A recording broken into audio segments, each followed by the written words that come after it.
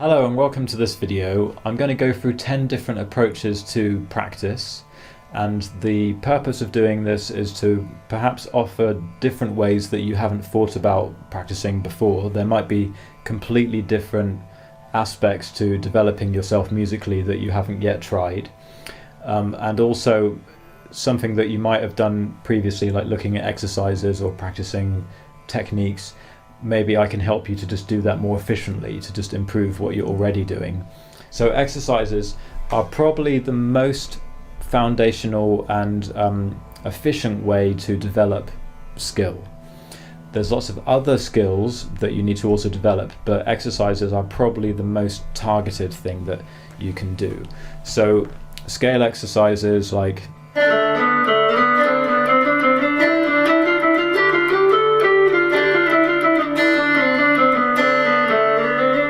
just decided we're going to play raag Kafi Dorian scale, so just running things up and down that scale as if you're playing the same pattern, like 1 2 3 1 2 3 1 2 3 1 2 3. So just methodically going through those things and focusing on the different units that you're practicing. So if it's like threes or fours,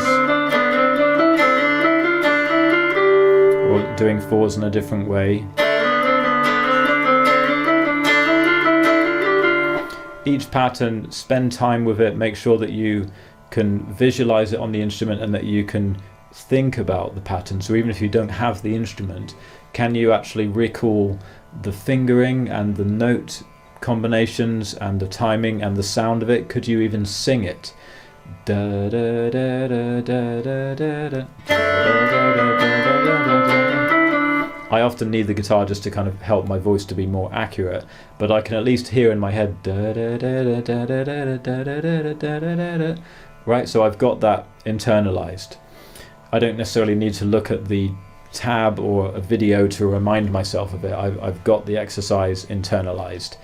And then with these different exercises, if you can try combining them. So if you've done just one exercise for a while, then you can try doing things like mixing them up and sort of improvising a bit with the exercise. You can still be methodical about it, but just try doing it in a slightly different way. So for example, you could play two groups of three, like 1 2 3 1 2 3, and then try a 1 2 3 4 1 2 3 4, and then two groups of four. So 1 2 3 1 2 3 1 2 3 4 1 2 3 4. Or you could do it the other way around, like 1 2 3 4 1 2 3 4 1 2 3 1 2 3. And you don't necessarily have to make that into a regimented exercise. You can kind of stop and think and maybe try it slightly differently, but you're basically playing with patterns and you're keeping to a concise idea and then just seeing how fluid you can get with that one idea. So as well as playing those patterns, you can be thinking about how efficiently am I doing it? Am I using my fingers and am I getting a good fingering? So everything's flowing together.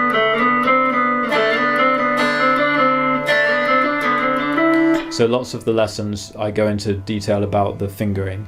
So you can take time just to absorb that and then check yourself and see, right, am I fingering this in the right way? And with the picking, you can focus on, you can play it, and just try to scrape through, but then you can also play and do things like focus on the beginning of each pattern and make sure you're hitting that with a downstroke, like.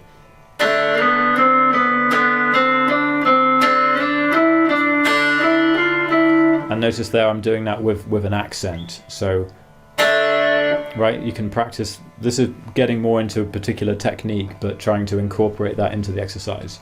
So this idea of a Shakir strum where you're playing, and I'm hitting the bottom four strings, the two Shakir strings, the D string and the G, but you're learning to do that as a controlled strum, so you can accent that G. So you can hear me changing the notes on the G string. What also helps is if you angle the index finger so it's actually just touching the B string but muting it, then that will mean that you can be a bit more relaxed with your strum, and even if I do hit the B string a little bit, it's not going to ring out because I'm just muting that with the soft part of my index finger. And you're not going to get all the way to the top string unless you're trying to do a complete strum. So you're learning this kind of controlled strum and mixing that in with your alternate picking, so like 1, 2, 3, 4, 1, 2, 3, 4, and then putting that with the pattern. 1.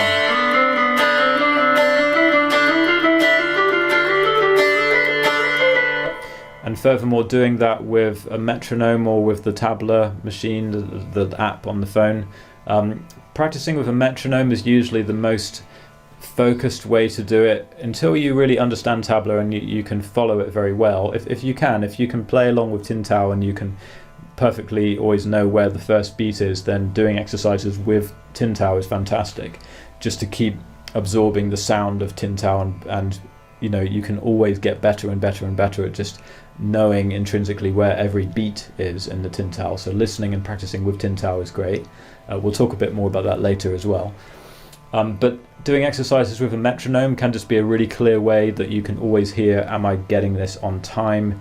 Focus on synchronizing with the metronome and then gradually increasing the speed. But don't be in a rush to increase the speed. Find a speed which is very comfortable, where you're fully in control, and at the point where you can actually listen to yourself as you're practicing, so you're not just dead set on just trying to make sure I'm getting the right note and just about staying time. You want to get it to the point where you're comfortably playing it, and then you can actually start to think about, right, is my fingering good? Am I relaxed? Am I hearing it? Am I perceiving it in the right way? When I say perceiving it in the right way, can I differentiate between the beginning and the end of each pattern, and then be able to actually accent that? Or change direction, like, right? Do I have the freedom to actually be playful with it? So the exercise begins as something that's very fixed, but then eventually this is actually just fuel for improvisation. So when you become fluid with that pattern, then you're just moving it around and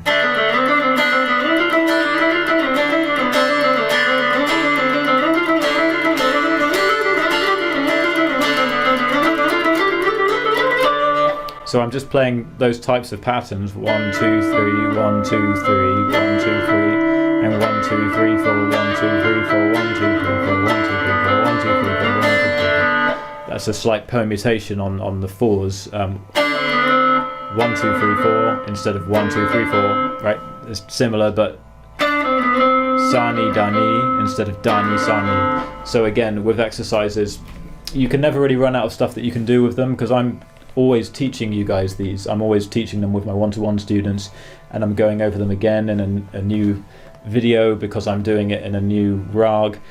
I'm doing the same stuff over and over again for years and years and years, but I'm also just slightly changing it and just refreshing it, and then I'll do different permutations. So if you play a pattern, you play an exercise, you think, right, yeah, I've got that. Try coming back to it again and see, right, actually, can I twist it a bit differently? Can I play it at different speeds? Can I vary the note choice? Can I make bigger jumps keeping the pattern, but instead of, when I give it to you as an exercise, it's going to be fairly linear, but can you jump?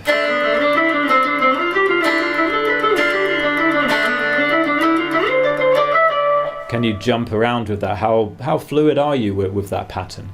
So there's always more that you can get out of it by doing permutations, or taking it a bit further, just being a bit more imaginative, and like I said before, mixing it up with different patterns. So this is why I've talked about exercises first, because they are probably the most fertile ground where you're really getting very powerful tools in your hands for Indian classical improvisation taken from sitar repertoire. These are all kinds of things that sitar players would use. Virtually all Indian instruments and Indian vocalists, they use different patterns and things like this. But there's so much that you can do. So this is probably the most powerful tool, but there's a lot of other ways. And if you get stuck in this and you feel like you need something different or something to maybe help develop your imagination or your ear and something to freshen it up, then we've got different ways that we can freshen things up. But now that we've covered exercises, you can see so much of what comes out improvising in this style is really developed from these exercises, turning into tans, turning into free-flowing lines. If you want to start one of these courses, you can buy them individually or you can subscribe monthly to access all of them. For subscribers, there'll be new content every month, including live streams where we can answer your personal questions and go into more detail about applying this material. So far we've covered raag yaman, raag bageshri, jog, hamsadwani, kafi and raag malkans, and there's much more to come. This body of work is a culmination of the 18 years experience I have as a guitar teacher, combined with the knowledge acquired through studying the sitar directly and then adapting that material using the guitar techniques that suit this style best. To create these courses and gather the most authentic material possible, I work closely with other Indian classical musicians such as Manish Pingle and Gurudeng Riot. I'd like to give a special thanks to my guru Roopa Panesar, who has guided me in the creation of these courses. Much of the material has been adapted directly from my training with her.